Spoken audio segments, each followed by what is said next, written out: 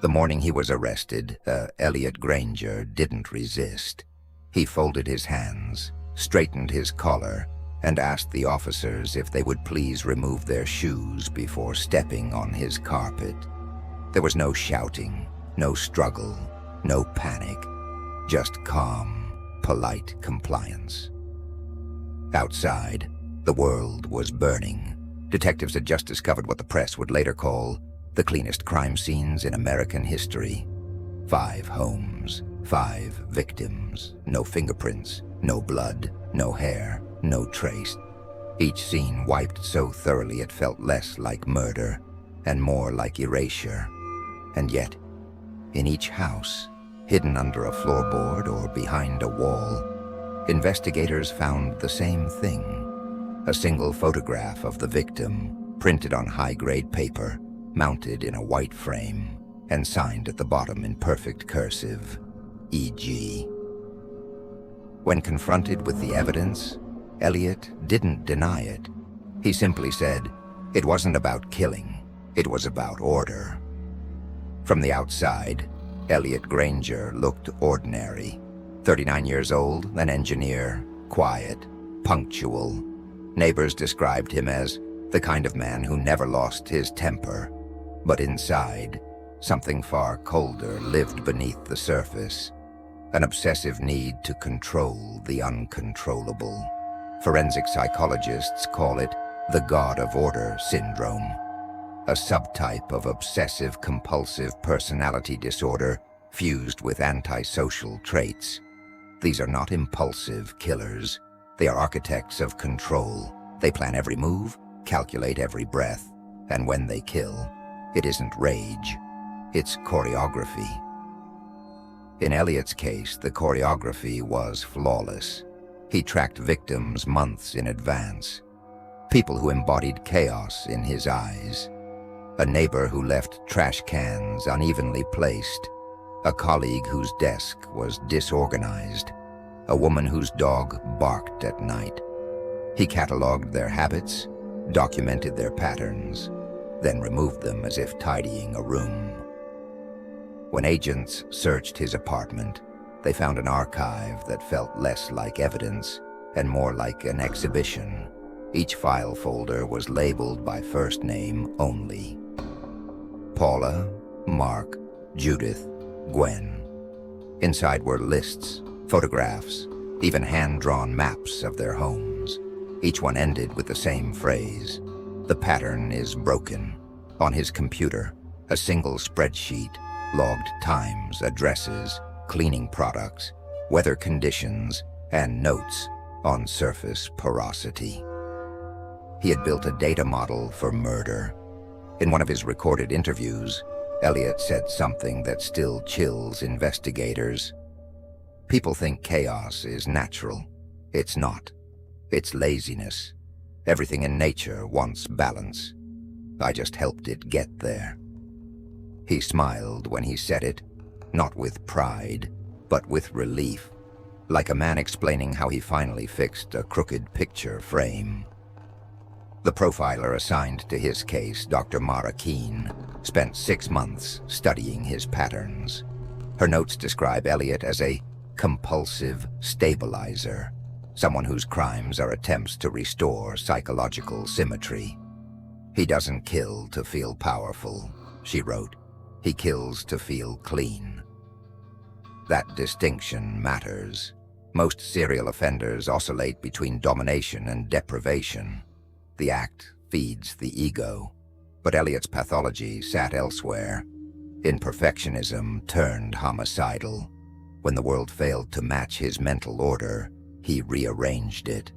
Murder wasn't rebellion, it was maintenance. When the jury later watched his interrogation footage, they described him as eerily soothing. He complimented the officers on their handwriting. He corrected their grammar. At one point, he asked for coffee, then meticulously aligned the cup handle to face east. For balance, he said. Every gesture was deliberate, every word measured. When confronted with photos of the victims, he showed neither pleasure nor guilt, only disappointment. They didn't have to be like that, he murmured. They could have been better. Psychologically, Elliot sits on the extreme end of anal retentive control, where order becomes identity. In early childhood, his mother had been a housekeeper obsessed with cleanliness. His father, an alcoholic who destroyed everything she cleaned. Elliot grew up trapped between sterility and chaos, and vowed never to feel that helpless again. He learned that order brought calm, and disorder brought pain. By adulthood, that lesson became a creed. Dr. Keane explains it like this. For Elliot, cleaning the scene wasn't hiding evidence. It was a ritual of control, the only way he could undo the emotional contamination of the act itself. He didn't kill in anger. He killed to restore equilibrium. Investigators soon realized Elliot had been experimenting for years before the murders began. In his storage unit, they found animal remains, preserved, catalogued, tagged with chemical notes. It wasn't sadism, it was study. He was testing solvents, gauging decomposition rates, refining his process. By the time he took human lives, the procedure was mechanical. Gloves, ventilation, bleach ratios, precise to the milliliter. He cleaned until his reflection returned in every surface. That's why there was almost no trace. Even the forensic vacuum came up empty. The only mistake he ever made was vanity. The signature, e.g., the final act of symmetry he couldn't resist. During sentencing, the courtroom remained silent as Elliot addressed the judge. "You call it murder," he said, "but you don't understand what it's like to live in a world that won't stop screaming." His voice never trembled. His pulse never rose. When the sentence, life without parole, was read aloud, he nodded politely, adjusted his tie, and thanked the court for its professionalism. Later, one of the jurors admitted she still couldn't sleep. "He looked so peaceful," she said, like he'd already forgiven himself. Psychologists who studied Elliot's tapes concluded that his calm wasn't an act. It was genuine. In his mind, guilt belonged to messy people. He believed he had transcended morality, replaced empathy with geometry. Every life he ended was just another equation solved. Dr. Keane's final line in her report reads, "Elliot Granger is proof that evil does not need rage. Sometimes it simply needs order."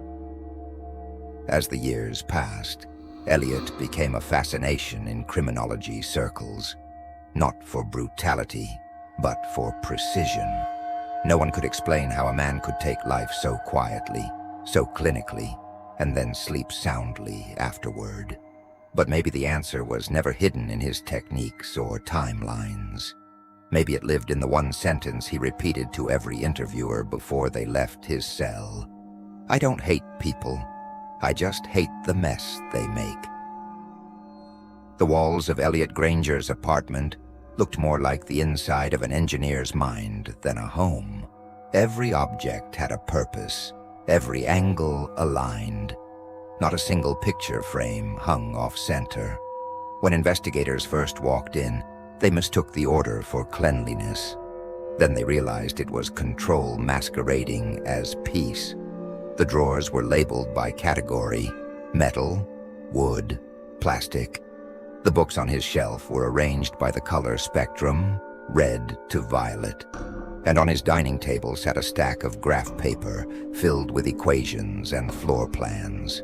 Each page bore the same title, written in neat capitals: Environmental Stability Project. To anyone else, it looked like architecture homework. To the behavioral analysis unit, it was something far darker, a blueprint for human correction. The experiments.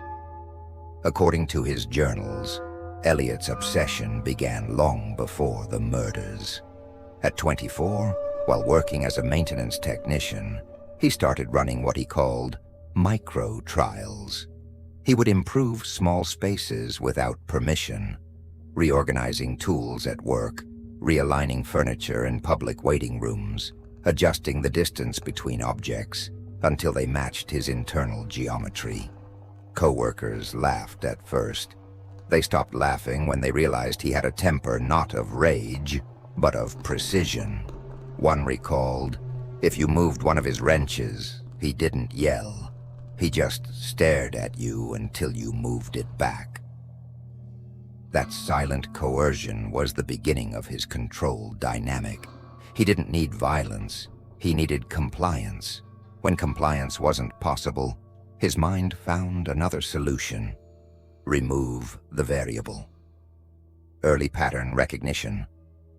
Dr. Mara Keane, the lead profiler on his case, later reconstructed the path of escalation. She described it as a staircase built from silence. Phase 1. Correction. Reordering physical spaces, punishing disorder through subtle sabotage. Phase 2. Elimination. Removing sources of irritation, first inanimate, then living. Phase 3. Restoration. Creating balance through ritual cleaning, writing, and documentation. By the time he reached Phase 3, the act itself no longer revolved around people. It revolved around the symmetry of aftermath. Keane noted, he didn't see victims. He saw misplaced components. The archives of precision. The storage unit he rented under a false name contained what agents called the archive. 15 binders. Each binder held diagrams, notes, and pages of handwritten calculations correlating chaos behaviors with remedial actions. One page read, noise bore disrespect for order. Correction, removal of source. He rated his surroundings daily on a 10-point stability scale. Anything below 8 triggered a response plan, sometimes as harmless as rearranging furniture, sometimes fatal. Forensic analysts compared the dates of these entries to police missing person records. The alignment was exact.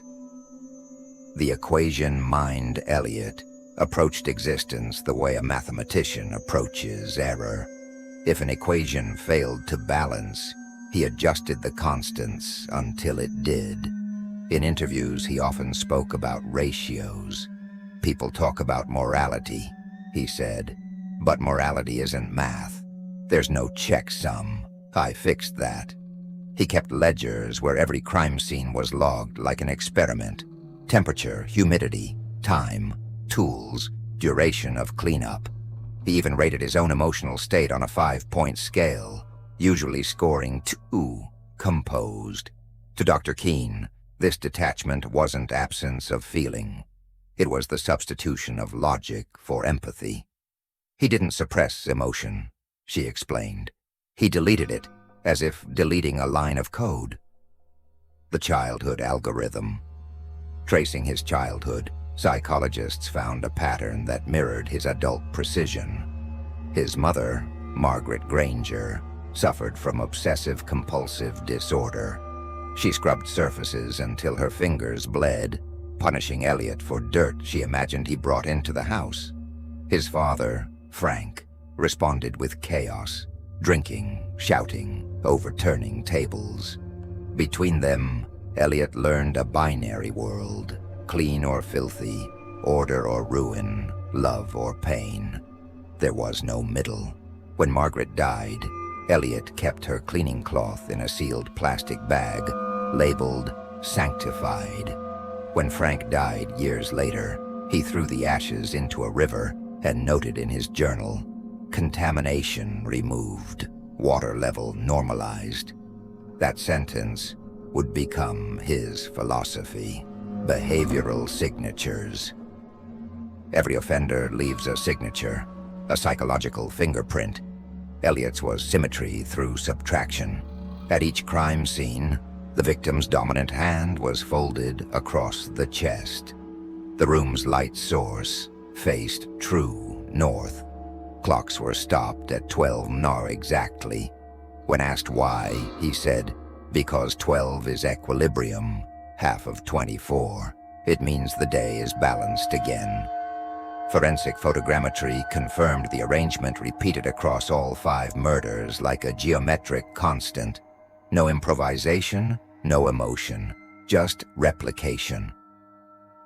The profiler's map loomed. Dr. Keane used Elliot's own methods to trap him. She reconstructed his schedule by pattern instead of evidence, an algorithm of predictability. When plotted on a digital grid, his movements formed a perfect hexagon centered around his apartment, each vertex aligned with a victim's address. He built his life like architecture, Keane said. Once you understood his symmetry, you knew where he'd strike next.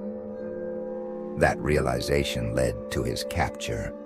He was returning to the first vertex, Paula's home, to reevaluate contamination. The task force was waiting inside. He didn't run. He simply sighed and said, "You found the pattern." The analyst's dilemma. Even after his conviction, Elliot fascinated the forensic community. He didn't fit the standard profiles. No sexual component, no rage, no fantasy of dominance. His crimes were maintenance rituals, a human vacuum cleaner erasing imperfection. Dr. Keane's final report described him as a hybrid between compulsive order and moral anesthesia. She wrote, "Elliot's genius was his banality. He made murder sound like housekeeping. But what disturbed her most wasn't his precision. It was the way she caught herself admiring it. In one interview, she admitted, 'He forced me to confront how much of my own work is about control, classifying chaos, labeling it, pretending that naming it makes it safe. In that sense, we're mirrors.'" The blueprint complete. Years later, criminologists reviewed Elliot's notebooks again and noticed something no one had seen before. Across the bottom margins of every page ran a faint watermark, barely visible under normal light. When enhanced, the marks formed a continuous set of lines, architectural drafting symbols. Overlaid together, they created a full floor plan. It wasn't of any known building. When analysts reconstructed it in 3D, it resembled a labyrinth, perfectly symmetrical, 12 corridors looping endlessly inward, leading to a single room labeled Core. Inside the center square, one phrase repeated 24 times. "When the equation ends, so does the noise." For Dr. Keane, that discovery closed the case more completely than any confession. It proved what she'd suspected all along, that Elliot Granger's entire life, every act of violence, every spotless scene, every perfect signature, was just one continuous architectural project. Not a monument to death, a monument to silence. And in that silence, he finally found what he'd been chasing since childhood, a world that would never ever move out of place again. When detectives finally brought Elliot Granger into custody, they expected resistance, fear, bargaining, denial. Instead, they found composure.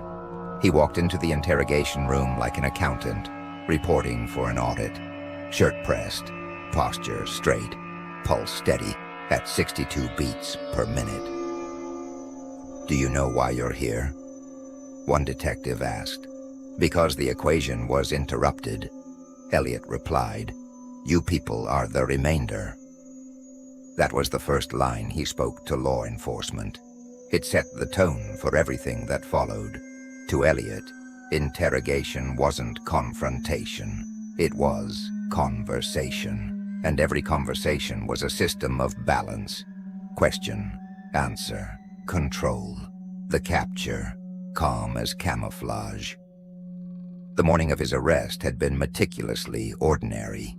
He woke at 6 shaved, ate oatmeal, washed the dishes, and left his apartment at 7:23. When the task force moved in, he paused on the stairwell and said only, "I knew it would be you." Later, in his first interview, Detective Ward asked how he knew.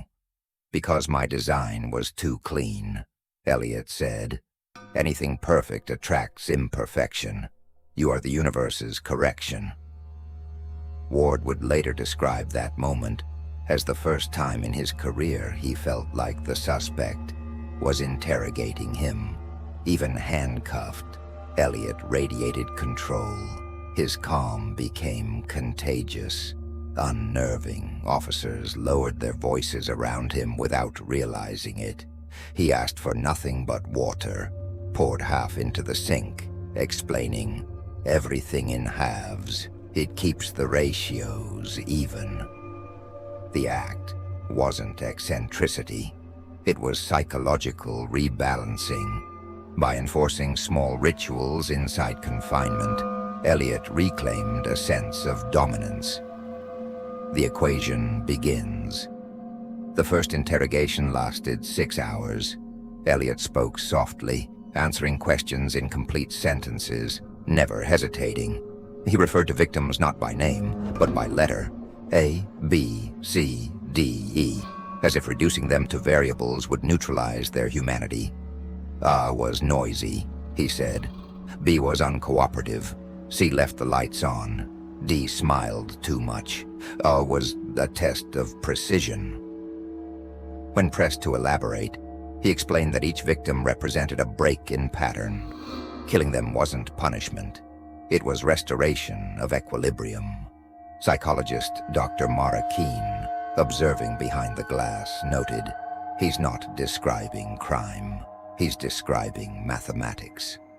To Elliot, emotion was an equation of interference, chaos, infecting logic.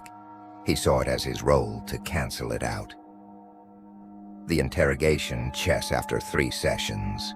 Keane decided to step in. She replaced Ward at the table, bringing no files, no tape recorder, just a small cup of black coffee. Keane, "Do you know why they call me here, Elliot?" Elliot, "Because I'm interesting."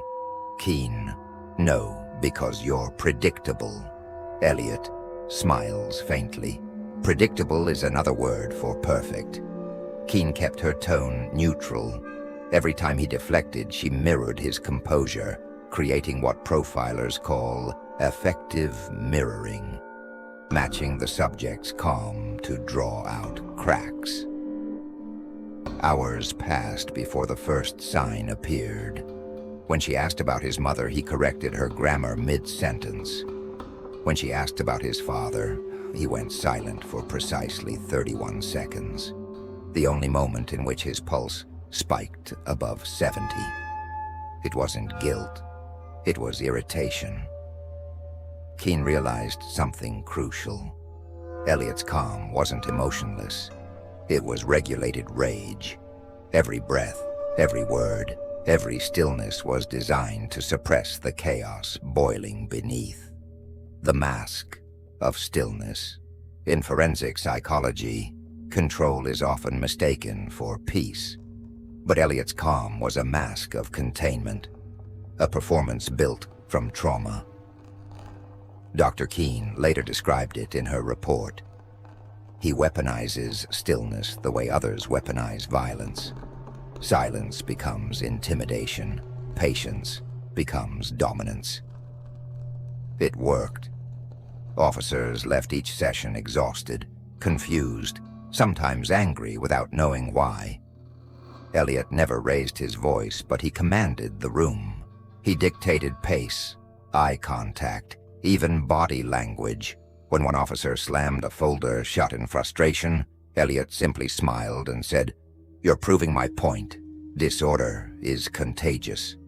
That smile became his trademark. Not arrogance, not humor, but confirmation. It said, "I'm still in control." The emotional algorithm, Over weeks of interrogation, Keane began mapping his effect the way one might chart data. She noticed he only blinked when shifting topics, and only swallowed after discussing acts of cleaning. A subconscious pattern linking violence and purification. She graphed it on a timeline. Stimulus, confrontation, heart rate drop. Stimulus, praise, no change. Stimulus, mention of imperfection, micro-tension at jawline. These micro-reactions, she wrote, are his emotional fingerprints, evidence of disgust masquerading as logic. In her analysis, Elliot's pathology hinged on misdirected disgust, the same emotion that drives sanitation, morality, and prejudice. For him, disgust became doctrine. Anything messy, physically, emotionally, morally, had to be corrected. Killing was his form of cleaning. The calm as control. To outsiders, Elliot's composure seemed unbreakable, but Keane learned to exploit it. She began disrupting his symmetry, moving his coffee cup half an inch, misaligning her pen, flipping the page upside down. At first, he ignored it. Then, during the fourth session, he reached across the table and straightened the cup. That small motion told Keane everything. He needed order more than he needed freedom. Keane, that bothers you, doesn't it? Elliot, it's not balanced. Keane, like them? Long pause. Elliot, they were chaos. It was the first time he used the word they. The first time he acknowledged victims as plural entities, not data points. Forensic linguists later noted that shift as the moment Elliot's psychological wall cracked. A pronoun broke the pattern. The tipping point weeks later, Keane brought photos of the victims, not crime scene images, but portraits from their lives, birthdays, graduations, vacations. She laid them in a crooked line across the table. Elliot stared. He didn't touch them. He simply whispered, "They're out of order." Then, for the first time, his voice trembled. That tremor became the emotional anomaly Keane had been waiting for. Proof that beneath the precision, there was still residual empathy, buried but alive. It wasn't compassion. It was cognitive dissonance, the realization that his victims existed before they became variables. When she asked what he felt, he said, "Noise. The pictures make noise." It was the closest he ever came to remorse. The calm cracks. Over the next month, Elliot began to unravel in small, imperceptible ways. He counted the seconds between questions. He rearranged the order of his own statements to maintain symmetry. He developed a tick, tapping his finger 4 times before every answer. To Keane, those ticks were signals of a collapsing system. He built his identity like an algorithm, she explained. Now the variables are corrupting the code. During the final interview, she asked a question she'd saved for last. "Elliot, if you didn't clean the world, who would you be?" He stared at her for nearly a minute before replying, "No one." That was the moment the mask fell, not in rage, not in confession, but in existential emptiness. He wasn't hiding a monster. He was the mask. Without the ritual, he didn't exist. The emotional zero. After the verdict, Keane visited Elliot in prison once more, 6 months later. He'd grown thinner. His cell was spotless. When she asked how he was adjusting, he said, "It's cleaner here, less interference." He had recreated his order even in confinement, arranging books by height, folding uniforms by hue, aligning his shoes beneath the bed. The guards called him the librarian. Keane's last question was simple. "Do you ever think about them?" "Only when the noise comes back." "And what do you do when it does?" He smiled. I count. The profiler's epilogue. In her final report, Keane wrote, Elliot Granger demonstrates how calm can be an instrument of power. Where others use fear to control, he used composure. His stillness infected the room until chaos bowed to it. She called it the equation of emotion, the process by which rationality becomes a replacement for empathy. Step 1, identify disorder. Step 2, remove interference. Step 3, restore balance. Step 4, feel nothing. For Elliot, the equation worked perfectly, until someone introduced the variable he could never solve, human feeling. When asked if she thought he could ever change, Keane answered quietly, you can't teach empathy to someone who measures it in millimeters. And somewhere, in a prison cell perfectly aligned to his liking, Elliot Granger continued to count the seconds, waiting for the noise to stop, believing that silence was still the purest form of order.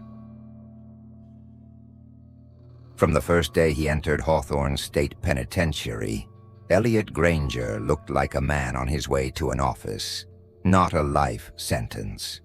No fear, no hesitation, no visible rage. He carried his folded uniform with both hands, as if it were a gift to be presented. Guards expected the usual, the shock, the confrontation, the pecking order of violence that welcomes every new inmate. Instead, something different happened. The cell block went silent. He didn't curse. He didn't plead. He simply began aligning his mattress with the wall, measuring the corners with his thumbs, then folding his blanket once, twice, 4 times, perfect squares. Within a week, the most violent tier in the facility had adopted his routine, the conversion of chaos. At first, it was ridicule. Prisoners mocked him for wiping the sink, for separating his meals by color, for humming classical piano pieces during lights out. But mocking requires attention, and attention, in Elliot's presence, always turned into imitation. One by one, his cellmates began mirroring him, not because he demanded it, but because his calm infected them. Guards noticed the fights in C Block drop by half. The noise level declined. Even the resident enforcer, a man named Royce Tanner, 6'4", tattooed head to toe, stopped shouting. One evening, surveillance caught Royce watching Elliot fold paper into tiny, symmetrical cranes. Minutes later, Royce asked for one. Elliot handed it over without a word. The next day, the same paper cranes appeared on 5 bunks. The psychology of power Dr. Mara Keane called it reverse intimidation.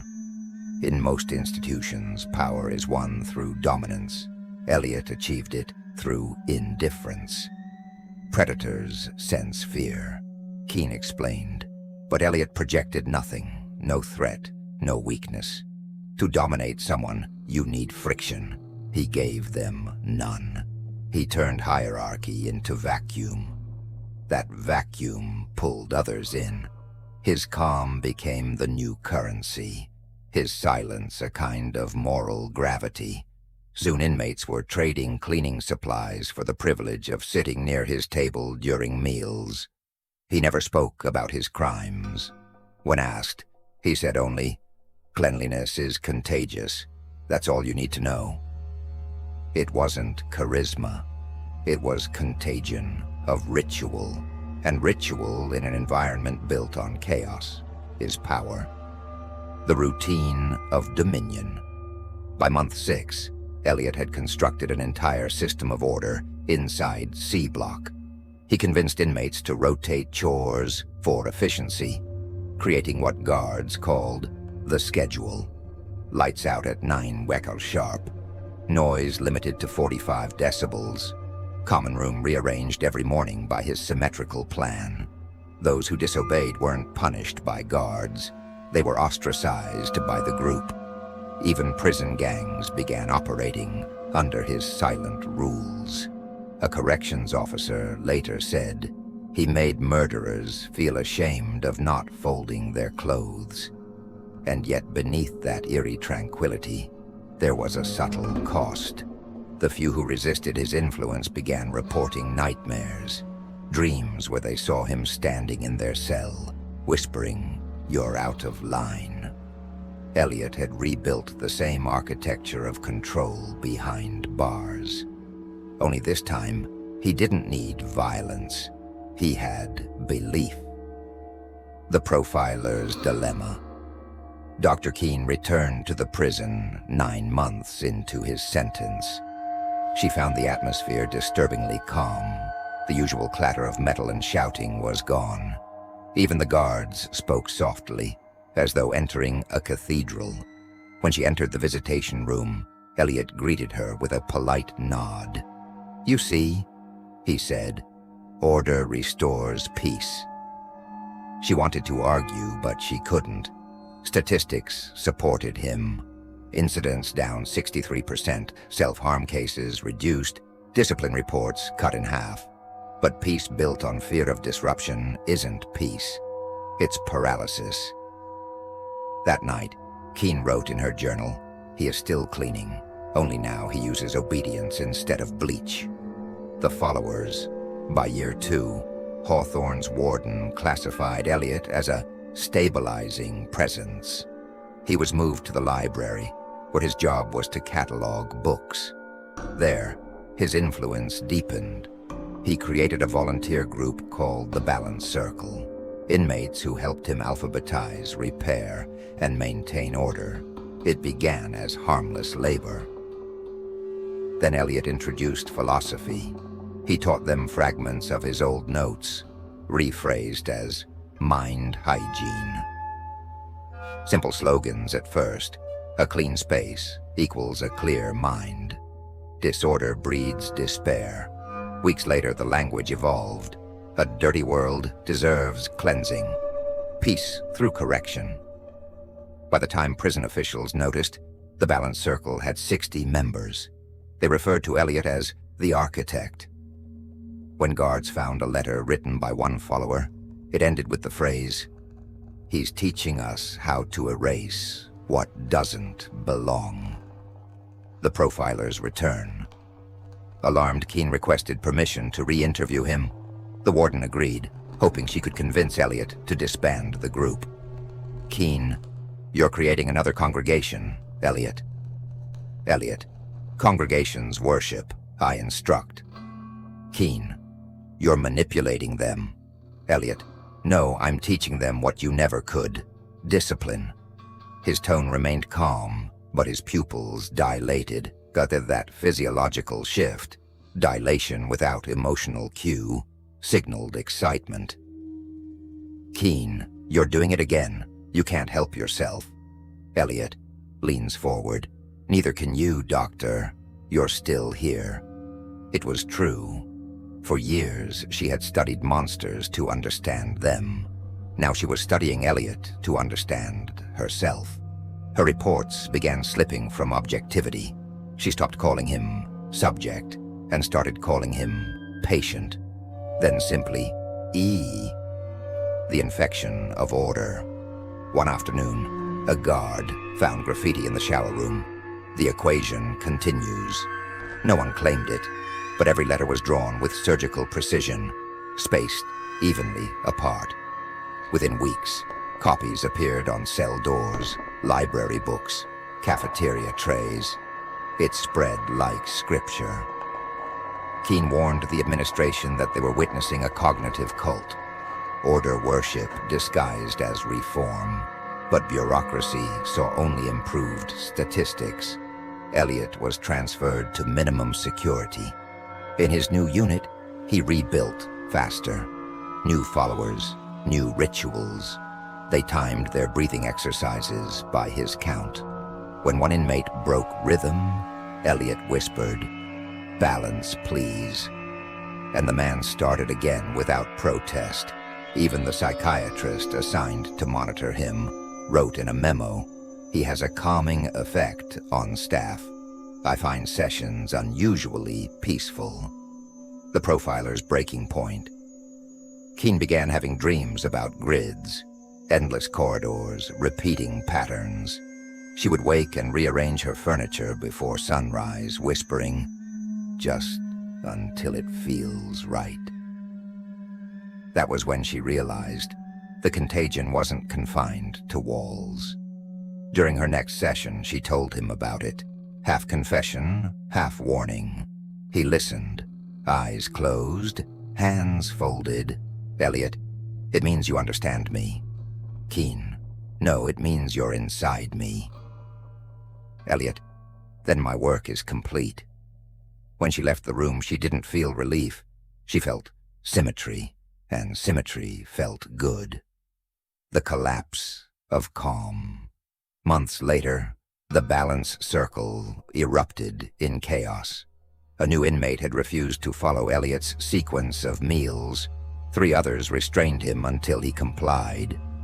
Elliot didn't stop them. He simply said, "Correction is mercy." Prison officials finally disbanded the group. Elliot was returned to solitary confinement. Yet even isolation couldn't erase his influence. Guards continued to whisper, prisoners kept cleaning obsessively, and the graffiti persisted. The equation continues. The profiler's confession. Keane resigned from the bureau 6 months later. In her resignation letter, she wrote, "He taught me that control is not the absence of violence, it's its refinement. I entered this case to study the mind of a killer. I left realizing I was studying the architecture of my own discipline." She ended with a single line. Elliot Granger didn't create order. He revealed our addiction to it. The still point back at Hawthorne, Elliot remained composed. He spent his days cleaning, cataloging, counting. When a reporter asked him if he regretted anything, he smiled. "Regret is noise. I removed noise long ago." Behind him, on the wall of his cell, the guards later found something scratched into the paint. 12 straight lines forming a perfect circle. In the center, 2 words, "Be still."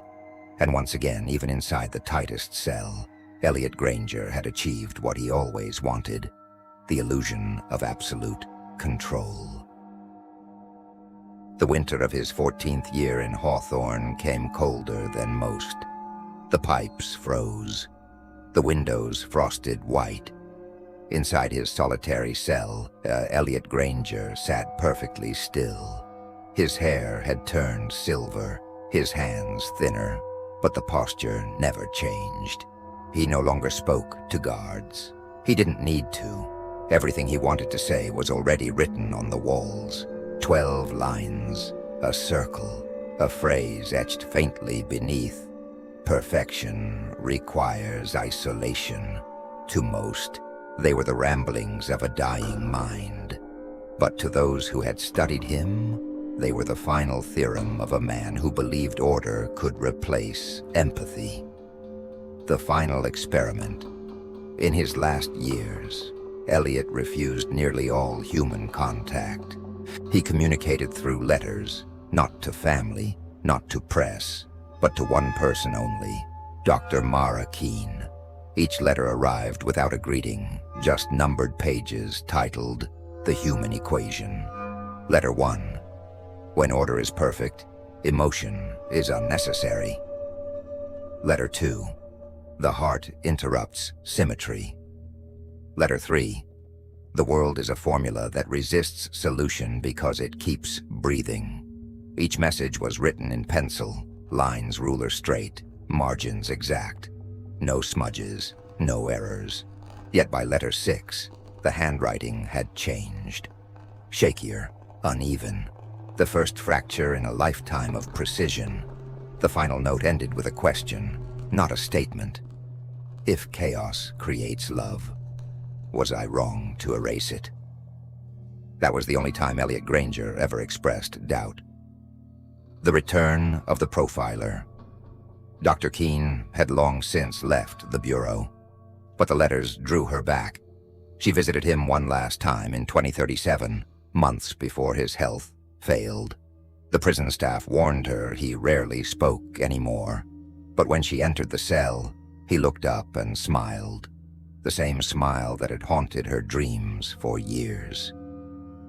Keane, you've been writing to me. Elliot, to the only mind that listens without judgment.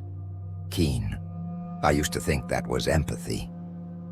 Elliot, it was recognition. She glanced around the cell.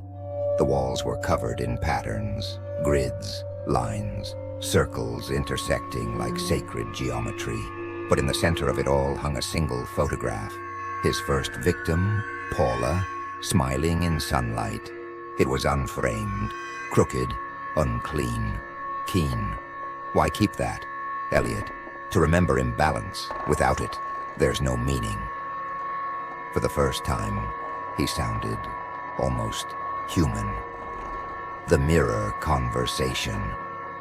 They spoke for 4 hours. He told her about the quiet, the rhythm of counting, the peace of predictability.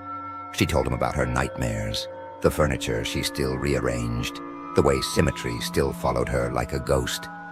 Elliot, you cured me by joining me. Keane, or maybe you infected me. Elliot, there's no difference. Order is contagious because fear is. His logic was circular but flawless, like the lines on his wall.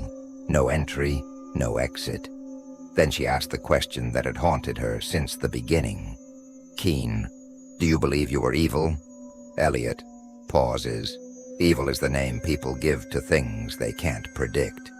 She pressed further. Keane, and if I said evil was the absence of empathy? Elliot, then the cure is chaos. That answer hung in the air like a verdict neither of them could bear to hear. The slow dismantling. After that meeting, Elliot stopped writing. Guards noticed he spent more time staring at his hands, trembling slightly, no longer precise. He began refusing food on odd days, sleeping on the floor instead of the bed, disrupting his own routines as if testing the limits of imperfection. He told the prison chaplain, I am trying to feel what you people call disorder. But it didn't come. He could break objects, but not himself. Weeks before his death, he requested one final item, a mirror. When they delivered it, he covered it with dust from the floors until his reflection blurred. Then he whispered, now I look like everyone else. The profiler's journal. After his death, Dr. Keane received one final envelope from the prison, Elliot's belongings. Inside, a notebook, a single pencil, and a folded piece of paper labeled 4M. The note read, you said empathy is chaos. You were right. It's the only thing I couldn't control. Below that, he'd drawn 2 intersecting lines, perfectly symmetrical, until one line ended abruptly mid-stroke. Keane kept the note sealed for months. When she finally opened it again, she noticed something strange. The pencil indentation beneath the final words formed faint letters, invisible unless tilted toward the light. It spelled one word, sorry. It was small, uneven, almost messy. For the first time in Elliot Granger's life, something was imperfect. The Human Equation. Dr. Keane published her final paper 2 years later, titled The Human Equation, Order, Empathy, and the Psychology of Control. In it, she wrote, Elliot Granger taught us that the need for control and the fear of emotion share the same origin, vulnerability. When emotion terrifies us, we rationalize cruelty as structure. When order consumes us, empathy dies quietly beneath the weight of perfection. She concluded, the line between sanity and pathology is not chaos. It is compassion. When order becomes absolute, it becomes indistinguishable from evil.